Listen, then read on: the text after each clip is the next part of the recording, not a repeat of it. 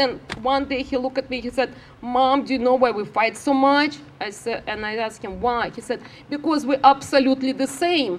And I looked at him and said, I'm glad you noticed.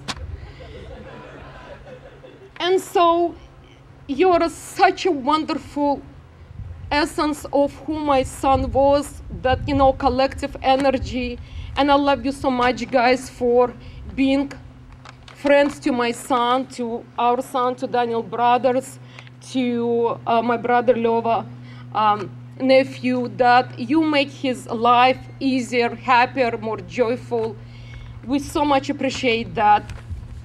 And we thought about what else can we do, so we decided on the internet to open a list, which we call Because He Was Here, Boris Here on Earth, that we're going to post it, where you guys can go ahead and post your thoughts and, you know, share with each other. It will be, you know, list constantly growing, and we maintain that, and say, you know, how he affected you, how he changed the life of everyone else. And, you know, maybe you can share those stories, and if you send us emails, I'll be sure that I'll post it. So we'll keep the, you know, website alive for you, for us, because that's what is left. And that's what is left for me as mom, still being his mom, still doing as much as I can.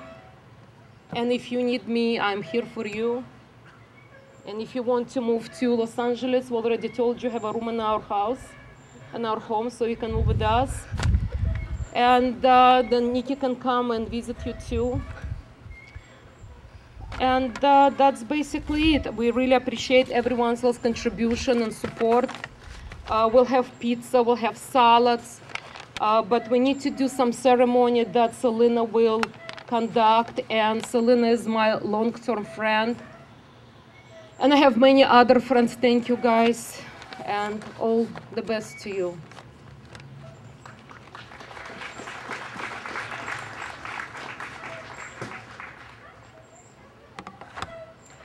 Well, Ella, Gregory, and Daniel, I just wanted to say to you, what an extraordinary young man you have raised, and what a tribute this has been to Boris. It's truly amazing.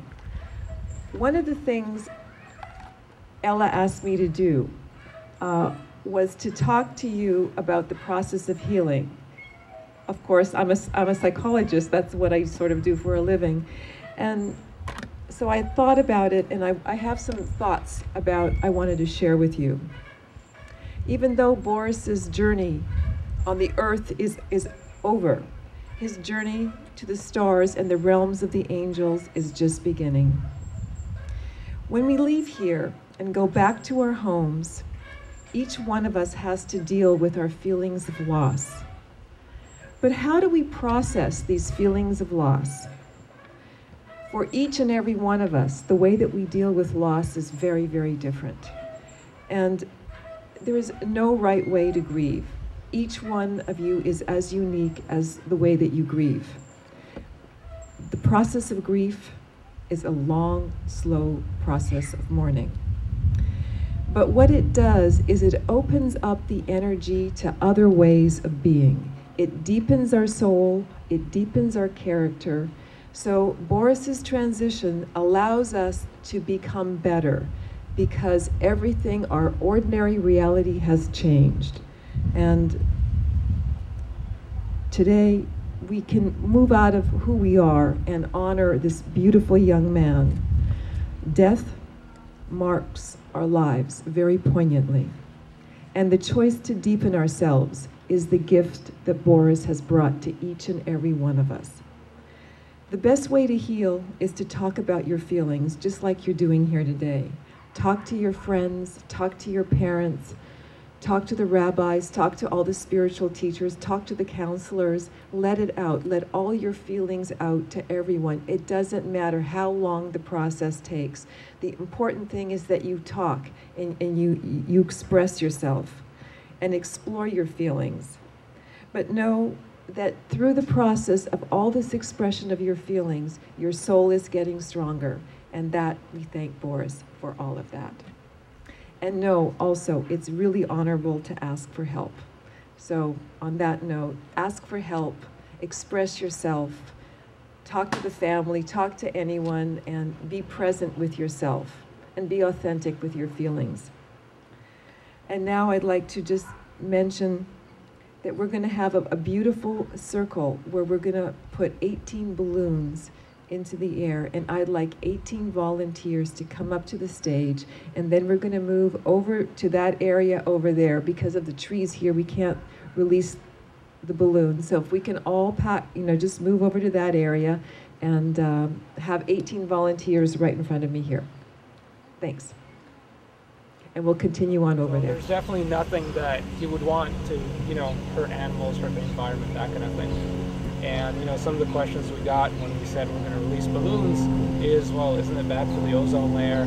Isn't it, doesn't it kill birds, animals, that kind of thing? So I looked it up, and basically what it says is rubber balloons, they're latex, which is biodegradable. Helium, it's an inert gas, so it doesn't interact with anything. Twine is also biodegradable.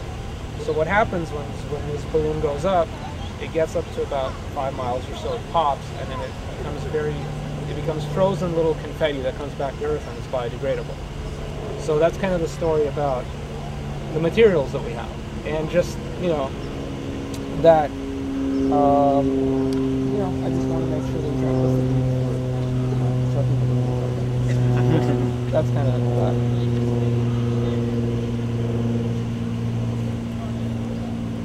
Where's your mom and dad? Where's your mom and dad? Dad's right there. I'm going to go get Ella, okay, and I'll be right back.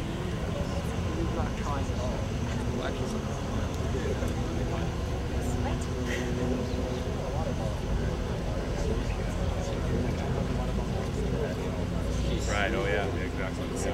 Yeah. No, sometimes they walk My son always wore and is enjoy celebration of life, and I know that what he wants for all of us, as I wanted for him, we as a family wanted for him, to be happy, to be joyful, and have the most of your life, because God knows life is so short.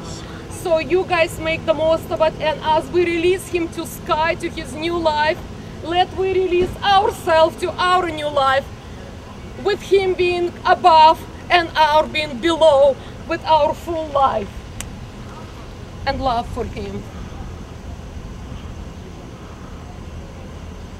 God bless.